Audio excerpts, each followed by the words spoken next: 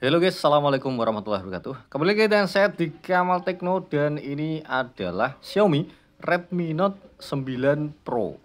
Dan ini termasuk HP jadul ya, karena dikeluarkan oleh Xiaomi pada tahun 2020.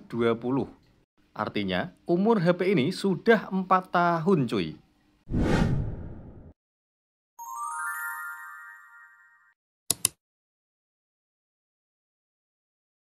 Dan asal kalian tahu, di tahun ini harga HP ini hanya 1 jutaan cuy. Padahal pada saat launching berapa coba harganya? 4 juta woi. Artinya selama kurang lebih 4 tahun HP ini sudah mengalami penurunan sebesar 3 juta. Padahal menurut saya kalau dilihat dari fitur, desain, performa, HP ini tidak kalah loh dengan HP-HP zaman sekarang. Oke, mari kita sedikit membahas tentang HP ini. Setelah itu kalian bisa menyimpulkan, kira-kira worth it atau enggak HP ini dibeli di tahun ini. Yang pertama soal desainnya cuy. Yang pertama frame dari HP ini menggunakan bahan plastik dengan desain rounded. Dan hal itu tentu saja memberikan kenyamanan saat digunakan. Dan menariknya HP ini menggunakan tutup belakang atau backdoor berbahan kaca cuy. Depan belakang menggunakan kaca dan dua-duanya bukan sekedar kaca biasa, tapi menggunakan Corning Gorilla Glass 5. Mantap gak tuh? Sayangnya, untuk posisi sidik jari masih ditempatkan di samping ya. Dan itu lebih baik menurut saya daripada diletakkan di belakang seperti pendahulunya. Sayangnya HP ini cukup berat, 200 gram cuy. Dan kabar baiknya, Xiaomi masih memberikan lubang jack audio pada HP ini. Dan juga 3 slot, dual nano SIM dan 1 micro SD.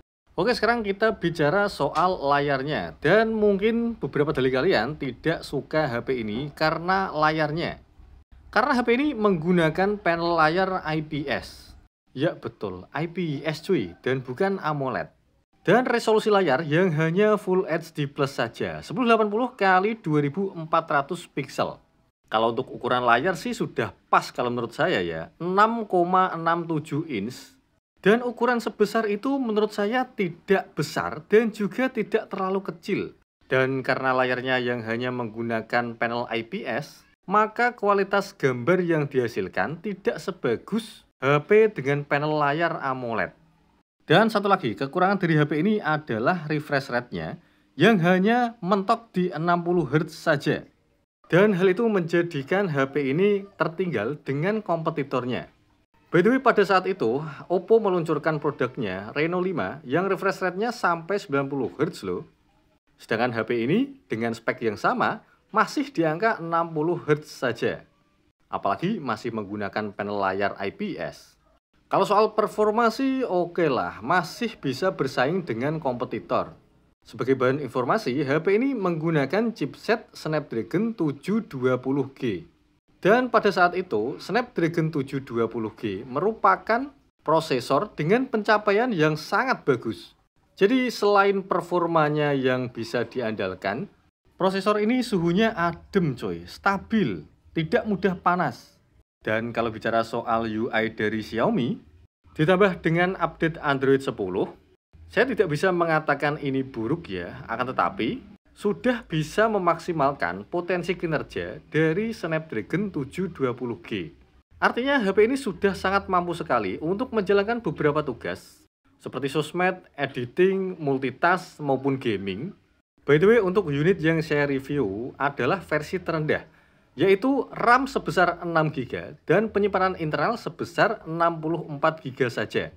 Dan hanya dengan spek tersebut, HP ini sudah bisa menjalankan game-game berat sekelas PUBG atau CODM cuy. Ya meskipun grafiknya tidak terlalu bagus, akan tetapi hal itu sudah lebih dari cukup.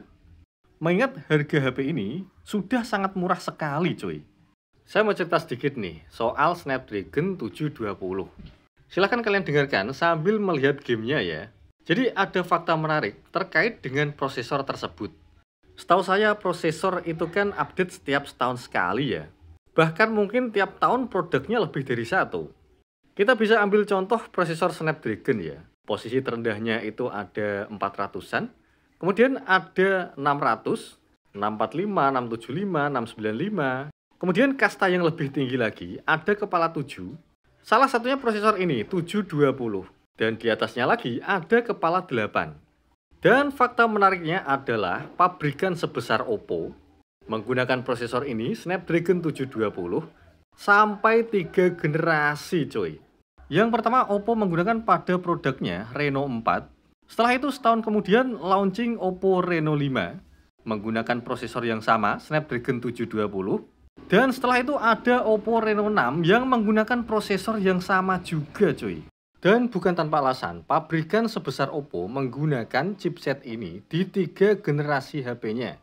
Kemudian kalau bicara soal ketahanan baterai, HP ini lumayan awet coy. Dengan kapasitas baterai sebesar 5000 mAh, bisa kalian pakai sampai seharian penuh tanpa mengecas. Dalam tanda kutip, bukan buat ngegame ya, tapi hanya sosmed ringan saja.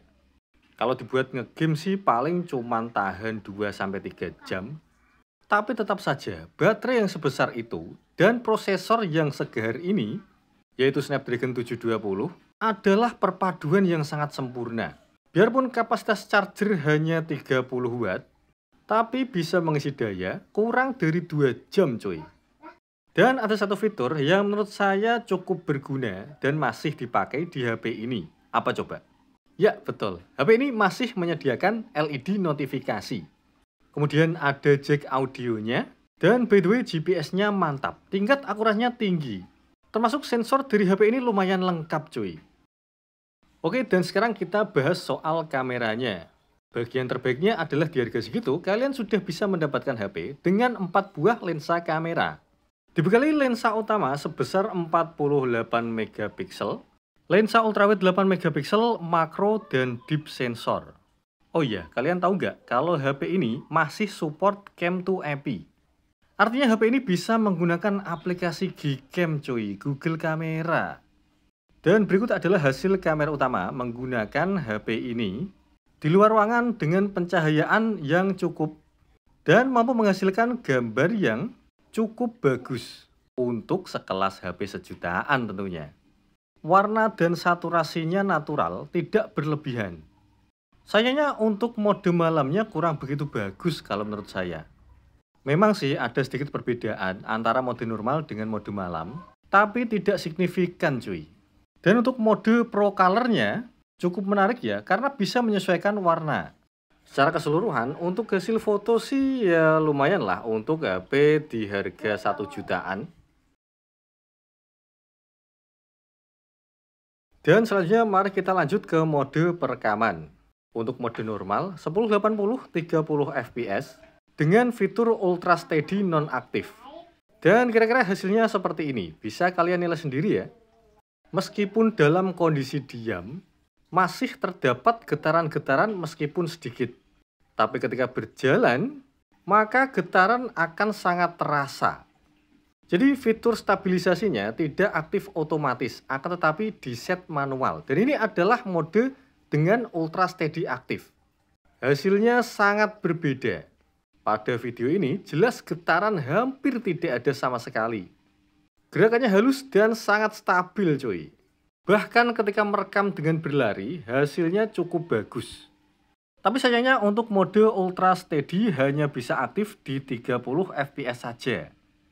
Masih sangat jauh jika dibandingkan dengan produk Xiaomi yang lain. Poco X3 NFC itu bisa merekam stabil di 60 fps guys. Dan saya tidak akan membandingkan dengan HP ini ya, karena di hampir semua aspek Poco X3 NFC jauh lebih unggul dibandingkan dengan HP ini. Apalagi mode ultrawide-nya. Kualitas perekaman menurut saya cukup buruk. Warnanya pucat cuy. Oke, dan itu tadi adalah sedikit review singkat dari HP Xiaomi Redmi Note 9 Pro. Gimana menurut kalian? Cocok nggak HP ini dipakai di tahun ini? Untuk kalian dengan budget 1 jutaan ya, semoga video ini bisa menjadi bahan pertimbangan untuk mengambil unit Xiaomi Redmi Note 9 Pro. Dan kalau saya boleh jujur ya, sebenarnya masih banyak sekali rekomendasi HP di harga 1 jutaan selain ini. Mungkin saya akan mengulasnya di kesempatan yang lain. Jadi untuk kalian yang penasaran, silahkan ikuti terus channel ini. Silahkan subscribe dan jangan lupa nyalakan loncengnya. Dan silahkan like video ini jika kalian suka.